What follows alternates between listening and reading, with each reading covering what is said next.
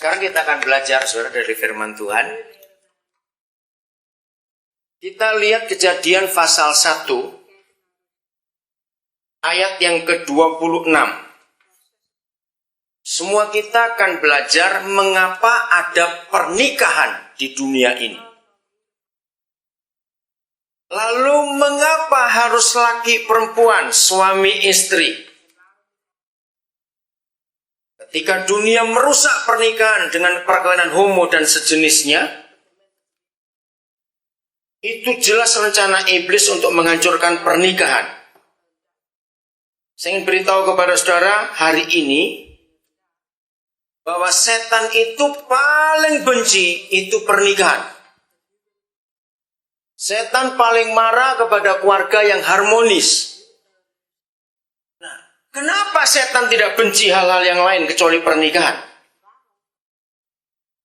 Karena setan tahu kalau pernikahan itu harmonis, maka setan tidak punya kekuasaan di dunia ini. Saudara perhatikan, ini penting sekali. Kalau pernikahan itu harmonis, setan itu tidak punya kekuasaan di dunia. Kita akan belajar itu pada hari ini. Betapa hebatnya pernikahan itu, sehingga setan marah dan benci pada pernikahan. Ini ada kalimat atau kata yang membingungkan kita. Berfirmanlah Tuhan, baiklah kita menjadikan manusia menurut gambar dan rupa kita. Kalau begitu Tuhan kita berapa? Kok ada kata kita di sini? Kenapa bukan aku? Nah, kalau Tuhan kita lebih dari satu, wah bahaya sekali dong. Siapa yang kita sembah? Saudara, ini rahasia yang luar biasa. Ternyata di surga itu ada keluarga. Ya, saya lanjutkan ayat 27. Maka Tuhan menciptakan atau menjadikan manusia itu menurut gambarnya. Perhatikan, menurut gambarnya. Menurut gambar Tuhan diciptakannya dia. Laki-laki dan perempuan dijadikannya mereka. Saya tanya kepada saudara, kalau begitu Tuhan itu laki atau perempuan? Ayo gak usah ragu-ragu, jawab. Tuhan itu laki atau perempuan? Dua-dua, kalau dua-dua berarti dia banci dong. Nah, ini rahasia luar biasa, saudara. Laki. Kalau saudara menyebut, karena teolog-teolog mengajarkan Tuhan itu laki-laki. Sebab ada kata Bapa kami yang dalam surga. Betul, kalau Bapa ya laki.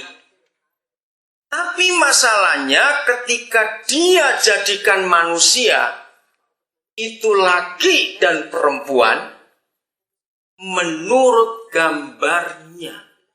Menurut dirinya sendiri.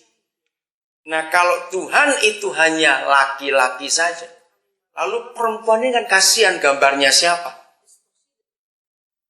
Padahal dia berfirman, perempuan pun dijadikan seperti gambarnya. Ini rahasia luar biasa, saudara. Biarlah dari sini kita belajar, pernikahan itu penting. Kita akan lihat Ulangan pasal 32 ayat 18. Sebelum Musa pulang ke surga, dia nyanyi satu nyanyian yang luar biasa. Di situ dia memberkati seluruh anak-anak Israel, 12 suku. Satu persatu dia nyanyikan dengan nubuatan. Tapi ketika dia memanggil Tuhan, dia menyebutkan ayat ini. Ayat 18 sudah. Gunung batu yang memperanakan engkau. Itulah Tuhan maksudnya. Artikan memperanakan engkau. Telah kau lalaikan. Dan telah kau lupakan Tuhan yang melahirkan engkau. Saya tanya kepada saudara, kalau dia memperanakkan, dia melahirkan, dia itu papa atau mama? Ayo jawab, usah ragu-ragu. Dia itu papa atau mama? Mama. Nah, ini yang kita temukan, saudara. Ternyata Tuhan itu bukan laki dan perempuan dalam jenis kelamin atau gender, tapi dia itu papa dan mama. Mari kita lihat Efesus pasal 5, gak usah dibuka ya, tapi kita semua tahu. Firman Tuhan mengatakan begitu laki dan perempuan itu menikah, mereka dua atau satu.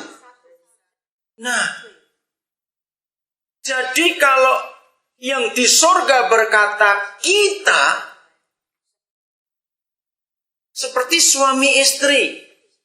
Kalau lagi cerita kepada orang lain, berkata kami bukan. Nah, kami suami istri ini berapa? Satu. Betul? Karena bukan lagi dua, tapi satu. Jadi walaupun dia berfirman, baiklah kita menjadikan manusia.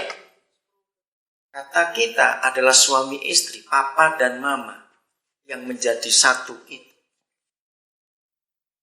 Untuk menggambarkan laki-laki papa, ya seorang papa, dia jadikan laki-laki. Untuk menggambarkan mama, dia jadikan perempuan. Kalau saudara belajar bahasa Ibrani, satu kata saja, El Shaddai. Pernah dengar nama itu? Sebetulnya El Shaddai itu mama, Tuhan yang adalah mama. Jadi bukan Almata Khot, bukan itu. Tapi Tuhan yang adalah mama. Mengapa?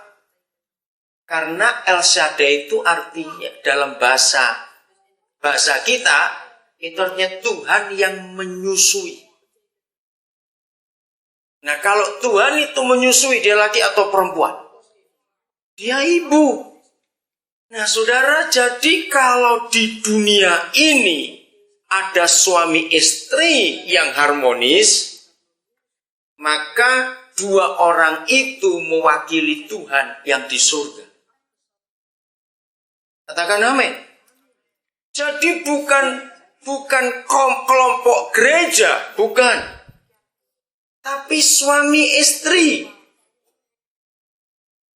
Nah, karena iblis tahu ini yang berbahaya sekali buat mereka, buat setan, maka setan menghancurkan pernikahan. Supaya tidak ada gambar Tuhan di dunia ini. Apalagi sampai perceraian. Kita lihat Matius pasal 18. Ayat yang ke-19. Ini dahsyat sekali, saudara. Saya kagum pada Bapa di surga yang begitu jelas. Dan lagi aku berkata kepadamu, jika berapa orang kitab saudara bilang? 2 orang daripadamu di dunia ini sepakat. Nah, perhatikan kata sepakat, bahasa Belandanya apa? Inpar. Oh, bukan. Inpar. Ya. Sepasang? Bukan. Seia sekata. Ya. Inpar. Oke. Sepakat. Meminta apapun juga, permintaan mereka itu akan dikabulkan oleh Bapakku yang di surga.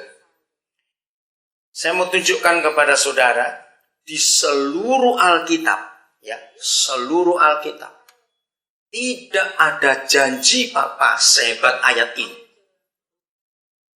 Coba saudara renungkan. Minta apapun juga tanpa batas. Saya mau tanya kepada saudara. 2 pertanyaan. Satu secara logika. Ya, satu secara iman.